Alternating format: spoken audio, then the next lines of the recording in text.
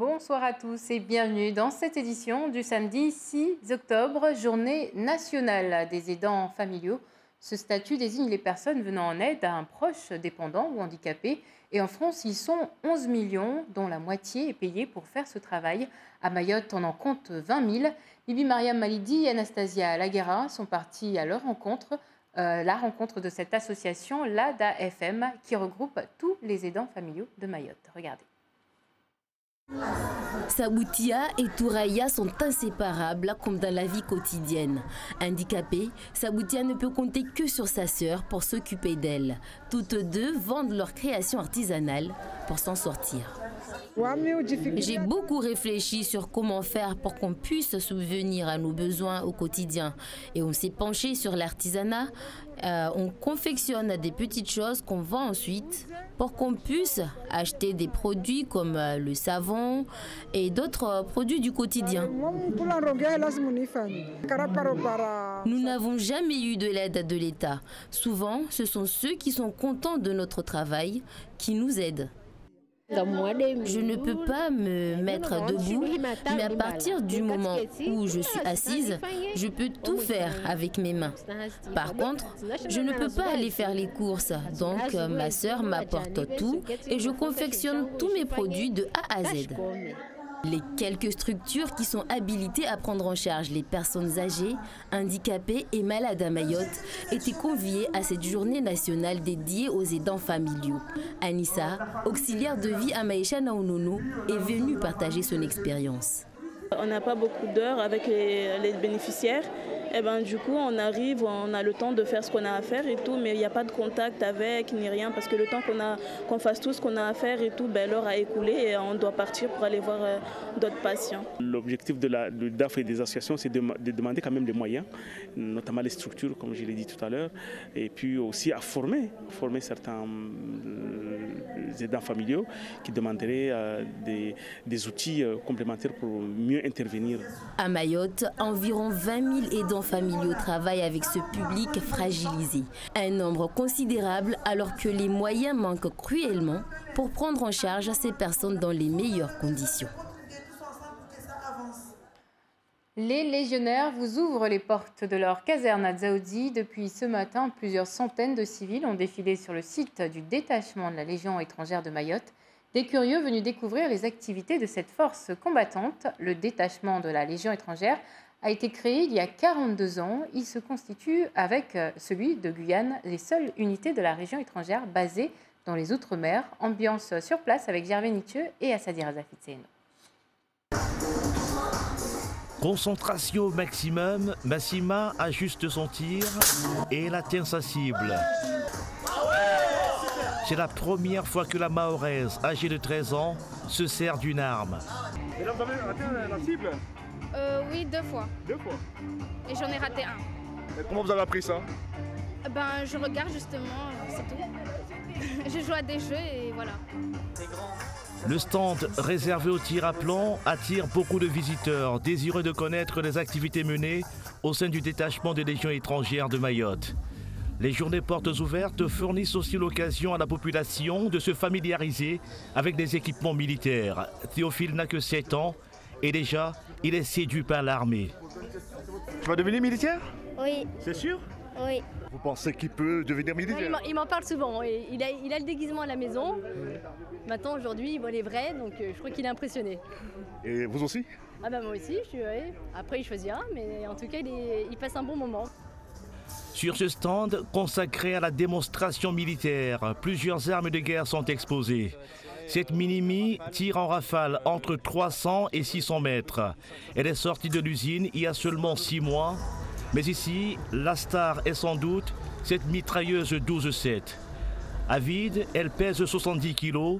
C'est une arme lourde qu'utilisent les combattants de la section appui du détachement des Légions étrangères de Mayotte.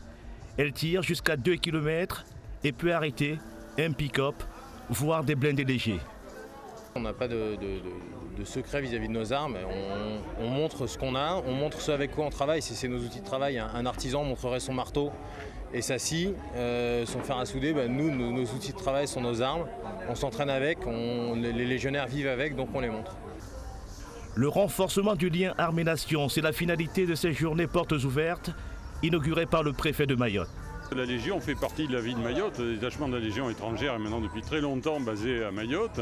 C'est une représentation de notre souveraineté nationale ici, des forces de défense. Il est important aussi que la population puisse venir voir les légionnaires, voir comment ils vivent, quel est leur travail.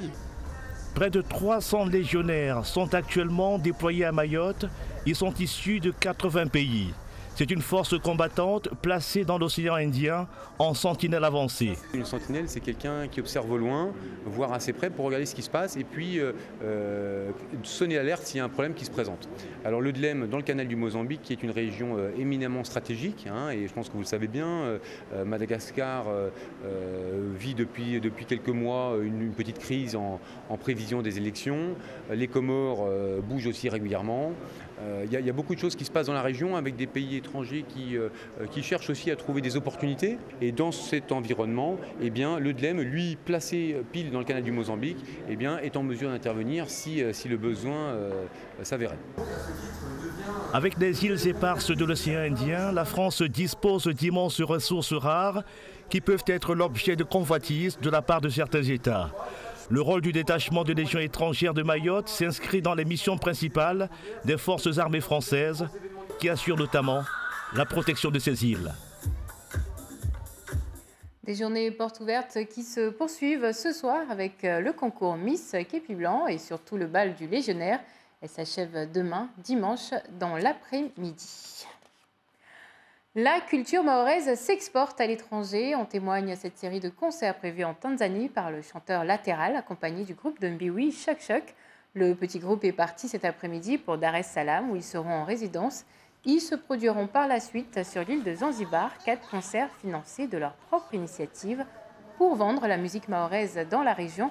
On écoute Latéral au micro d'Assadir Azafitsen. Pourquoi les Mahorais écoutent Daimon ici et pourquoi là-bas on n'écoute pas Latéral et groupe Choc Choc number 1. Donc l'idée c'est pour aller vendre. Donc on a besoin de tout le monde, c'est une équipe. Il faut que les Mahorais cherchent une solution pour vendre Mayotte ailleurs. Mais il ne faut pas que les Mahorais achètent ailleurs pour ramener à Mayotte. C'est notre tour d'amener le produit de Mayotte et vendre là-bas.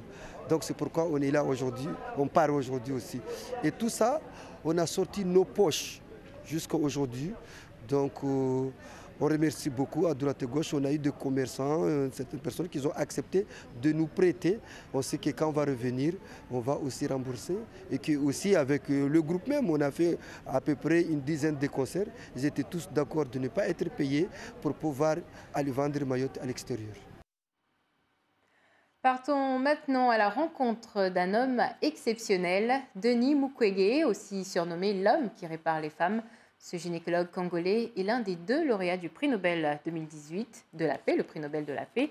Il est connu pour son combat contre les viols de guerre et c'est dans sa salle d'opération de la clinique où il a sauvé de nombreuses femmes qu'il a appris la nouvelle. Regardez. Denis Mukwege, ovationné dans son hôpital ce midi en République démocratique du Congo. Ce médecin gynécologue vient d'obtenir le prix Nobel de la paix. Il le dédie aux femmes violées qu'il soigne ici tous les jours. Aujourd'hui, je veux vous dire que nous allons rester unis et surtout que nous allons continuer le combat. Cet hôpital, il l'a créé en 1999. Il pense alors aider les Congolaises à mettre leurs enfants au monde. Très vite, il réalise que son métier sera surtout de réparer les femmes violées en salle de chirurgie.